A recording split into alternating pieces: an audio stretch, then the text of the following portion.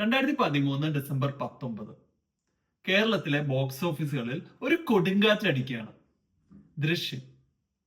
Jeethu Joseph ഡയറക്ഷനിൽ ഒരു ലാലേട്ടൻ പടം, അത്രയും നമുക്ക് അന്ന് അറിയും. വലിയ ഹൈപ്പൊന്നുമില്ല പടത്തിന്. ലാലേട്ടന് അതുവരെ ഒരു മോശം വർഷമായിരുന്നു അത്. ഒരു 6 സിനിമകളെങ്കിലും ഫ്ലോപ്പ് ആയിട്ട് ഇങ്ങനെ നിൽക്കുകയാണ്. ജീത്തു ജോസഫ് ആണെങ്കിൽ കുറച്ച് നല്ല പടങ്ങൾ ചെയ്തിട്ടുണ്ട് എന്നല്ലാണ്ട് വലിയ ഹൈപ്പൊന്നും തരുന്ന ഒരു കോംബോ ആയിരുന്നില്ല അത്.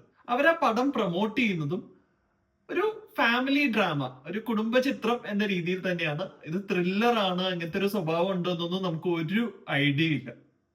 പടം ഇറങ്ങുന്നു, പിന്നെ നമ്മൾ കാണുന്ന ആൾക്കാരൊക്കെ തിക്കി തിരക്കി തിയേറ്ററിലേക്ക് പോകുന്നതാണ്. ഞാൻ വെക്കേഷൻ നാട്ടിൽ വന്ന സമയം ഇങ്ങനെ യുനാനിമസ്ലി പോസിറ്റീവ് റിവ്യൂസ് കിട്ടുന്ന ഒരു സ്റ്റാർ പടം അധികം ഒന്നും വരാറില്ല. ടിക്കറ്റ് കിട്ടാനായിട്ട് നമ്മൾ കുറെ ട്രൈ ചെയ്തു. 2-3 തവണ നമ്മൾ തിയേറ്ററിൽ പോയി നോക്കുന്നു. അന്നൊന്നും അങ്ങനെ ഓൺലൈൻ ബുക്കിംഗ് അതൊക്കെ വളരെ കുറവാണ്. നമ്മൾ 2-3 തവണ ട്രൈ ചെയ്യുന്നു, കിട്ടുന്നില്ല. എന്നിട്ട് ഫൈനലി പടം ഇറങ്ങി ഒരാഴ്ച കഴിഞ്ഞിട്ടാണ് സിനിമയ്ക്ക് ടിക്കറ്റ് കിട്ടുന്നത്. സെക്കൻഡ് ഷോന് കയറാനായിട്ട് കാത്തു വെക്കുമ്പോൾ, സ്ക്രീനിന് പുറത്ത് കാത്തു വെക്കുമ്പോൾ നമുക്ക് അകത്തുനിന്ന് വലിയ ആരവങ്ങളൊക്കെ കേൾക്കാം. അവിടെ ഫസ്റ്റ് ഷോയുടെ ക്ലൈമാക്സ് നടക്കാണ്. നമുക്ക് അപ്പൊ അതൊന്നും എന്താണെന്നും നമുക്ക് അറിയില്ല. അന്ന് ഇങ്ങനെ സ്പോയിലേഴ്സ് ഒന്നും കിട്ടിയിട്ടുണ്ടായിരുന്നില്ല. നമുക്ക് പ്രതീക്ഷയില്ല. കുടുംബചിത്രം നല്ല റിവ്യൂസ് വരുന്നു, നമ്മൾ കയറി കാണുന്നു. പടം കണ്ടപ്പോഴാണെങ്കിലോ ഞാൻ ജീവിതത്തിൽ കണ്ടതിൽ വെച്ച് ഏറ്റവും ബെസ്റ്റ് ക്ലൈമാക്സ്. ജോർജ് കുട്ടീനെയും കുടുംബത്തിനെയും അത് കഴിഞ്ഞ് നമ്മൾ ദൃശ്യം 2 ഒന്നുകൂടെ കണ്ടു.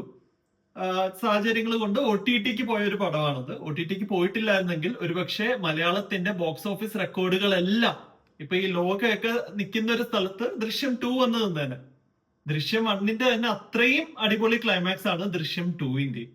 ഇപ്പൊ അതാ ദൃശ്യം 1ഉം 2ഉം കഴിഞ്ഞ് 3 ഈ ഏപ്രിൽ 2 നമ്മുടെ അടുത്തേക്ക് വരികയാണ്. ഈ ജീത്തു ജോസഫ് ഈയിടയ്ക്ക് ഒരു ഇന്റർവ്യൂവിൽ പറയുന്നത് കേട്ടു, ദൃശ്യം 3യുടെ ക്ലൈമാക്സ് സിമ്പിൾ ആയിരിക്കും, കുറച്ച് ഇമോഷണൽ ആയിരിക്കും എന്നൊക്കെ. പക്ഷെ അതേ ജിത്തു ജോസഫ് തന്നെ പറയുന്നുണ്ട്, ഈ ദൃശ്യം 2 കഴിഞ്ഞപ്പം ദൃശ്യം 3യുടെ ക്ലൈമാക്സ് ഓൾറെഡി പുള്ളിയുടെ മനസ്സിലുണ്ടായിരുന്നു. എങ്ങനെ ആ പടം ദൃശ്യം 3 എന്നൊരു പടം എടുക്കുകയാണെങ്കിൽ അത് എങ്ങനെ എൻഡ് ചെയ്യണം എന്ന് പുള്ളിക്ക് അറിയാമായിരുന്നു എന്ന്.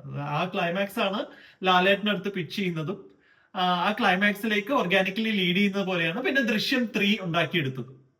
Well, I am so damn excited about that climax. Drishyam 3 തിയേറ്ററിൽ കാണാനായിട്ട് കാത്തിരിക്കുകയാണ് ഞാൻ. ഓഫ് കോഴ്സ് എനിക്ക് തോന്നുന്നു കേരളക്കര മുഴുവൻ കാത്തിരിക്കുന്ന ഒരു സിനിമ തന്നെയാണത്. Fingers crossed.